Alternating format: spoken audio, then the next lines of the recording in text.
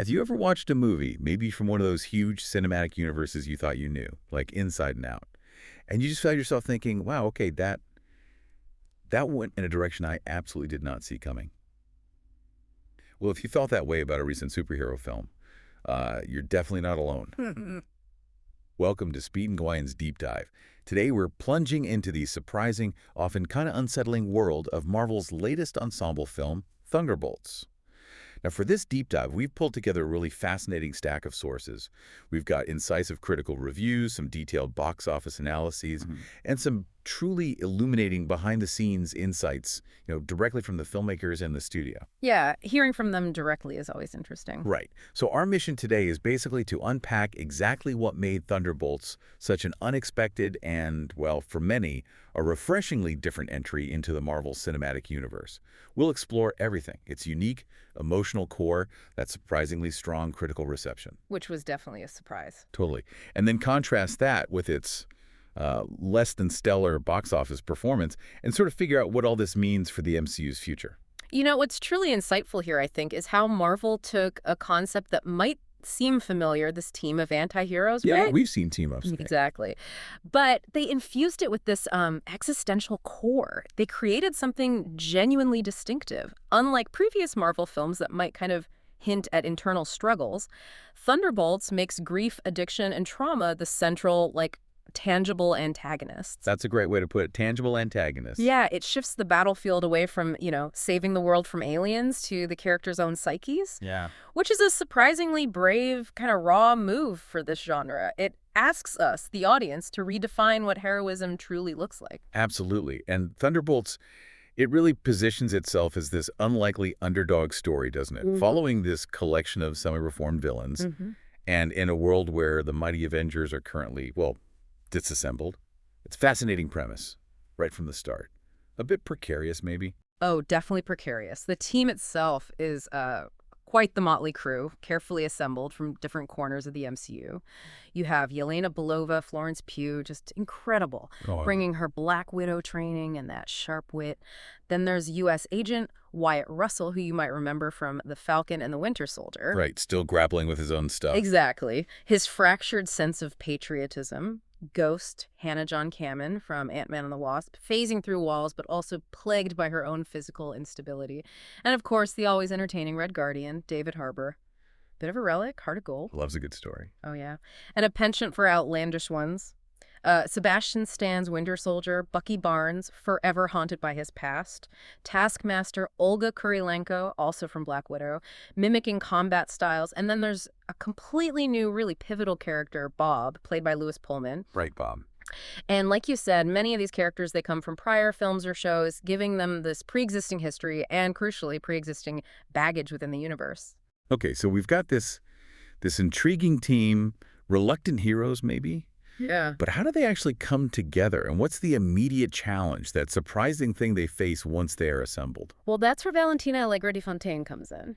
Julia Louis-Dreyfus, just masterfully duplicitous. She's so good at that. Isn't she? She's the one who pulls this dysfunctional group together. On the surface, she paints it as, a straightforward cleanup mission, tie up some loose ends for her shadowy operations. Sounds simple enough. Too simple. Way too simple. Almost immediately, it becomes disturbingly clear it's actually a deadly trap. Okay, so a trap. How does that play out? Because the film doesn't shy away from the consequences, really. No, definitely not. This is where it truly deviates from maybe what you expect and earns that R rating.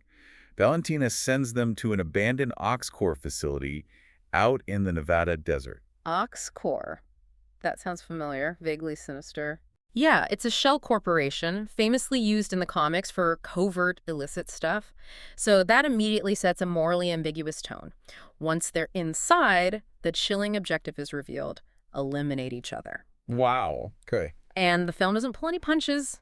There's this brutal, really shocking moment early on where Taskmaster is killed, just a headshot. Oof. Yeah.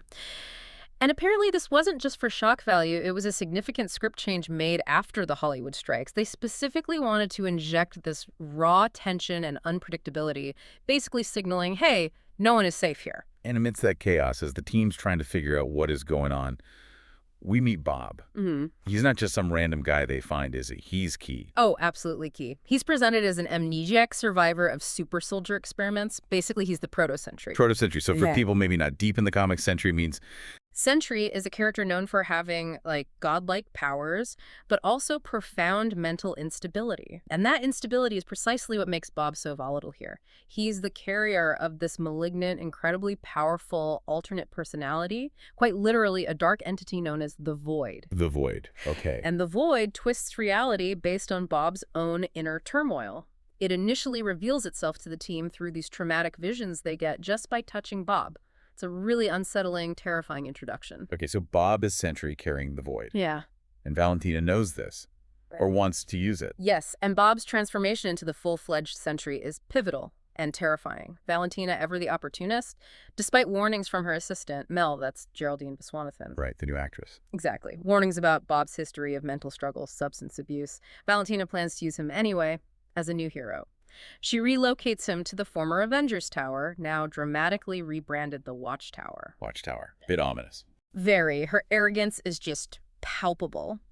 And Bob's initial attempts at being a hero, they quickly devolve into these delusions of grandeur. And that's when the Void catastrophically emerges. It doesn't just cause, like, a little trouble. It engulfs New York City in darkness. It creates these terrifying pocket dimensions. Pocket dimensions. What does that even mean? Well, they aren't just abstract concepts. They're shown as literal, nightmarish manifestations of citizens' worst fears and memories. It traps them in this psychological torment. Wow. So the film uses that literal manifestation of inner demons to explore its core theme. Yeah.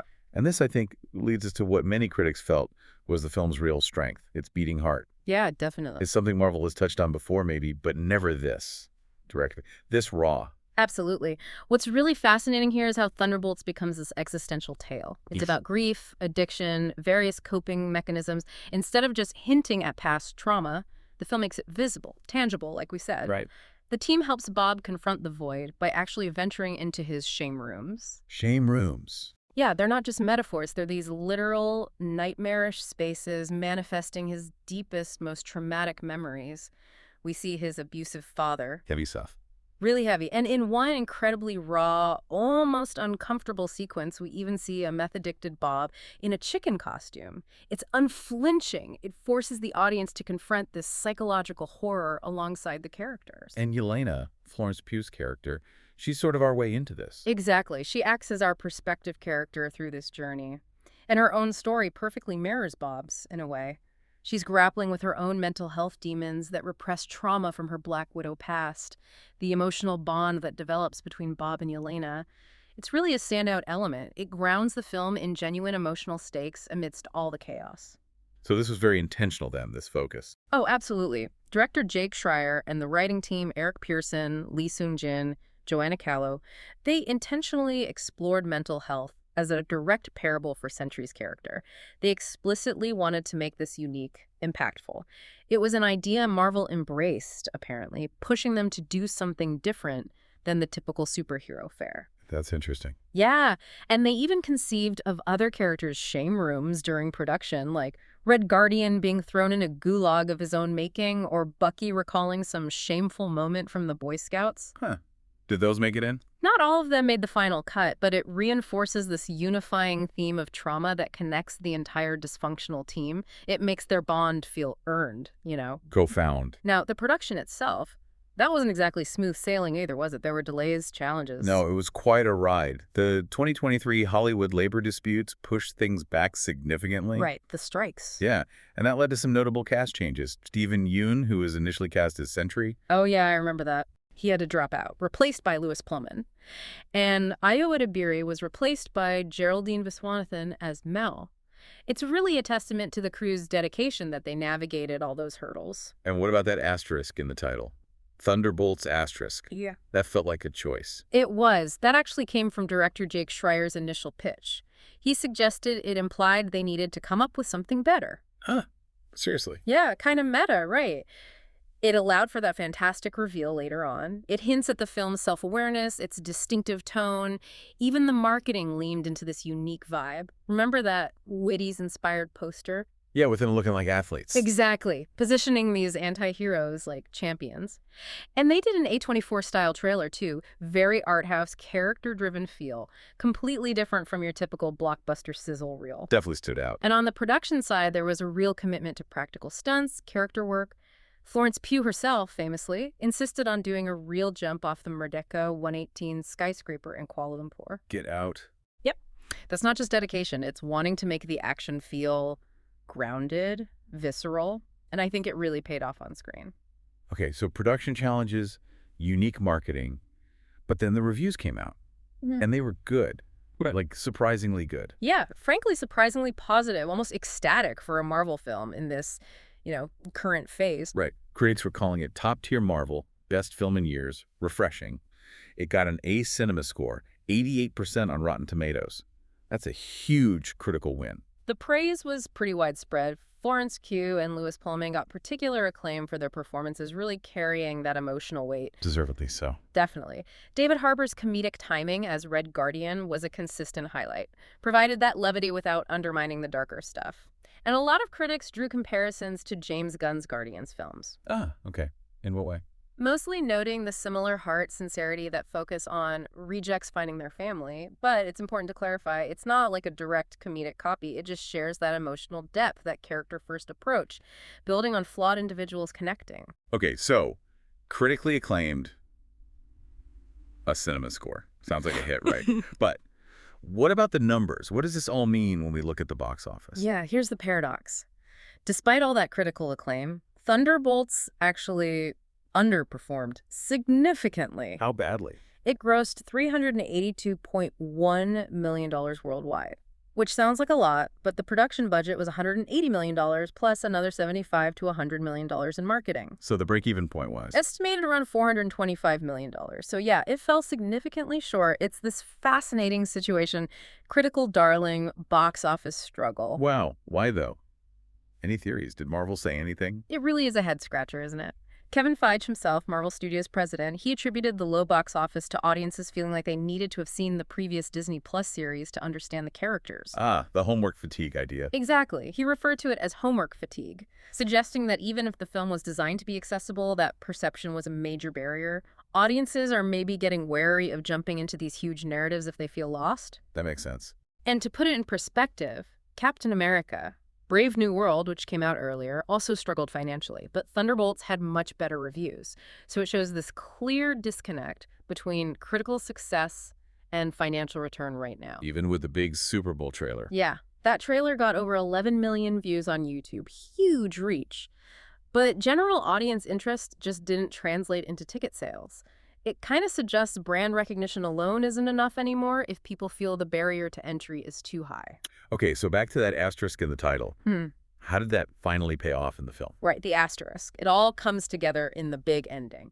Valentina, ever the opportunist, the master manipulator. Of course. She spins the chaos of the Void's attack into this PR victory for herself, and she introduces the team not as the Thunderbolts, but dramatically rebrands them as the New Avengers. Ah. There it is. So the asterisk was a placeholder. Exactly, a placeholder for the true identity she intended to bestow upon them all along. And how does the team react to suddenly being the New Avengers?